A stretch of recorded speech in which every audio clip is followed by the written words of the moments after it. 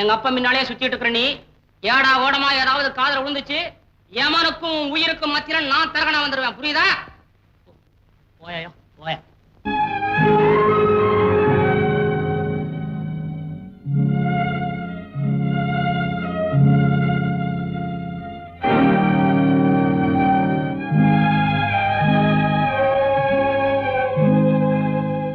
என்னம்மா இது?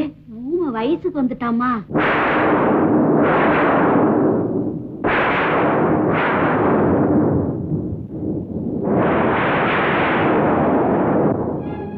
என்னம்மா இது?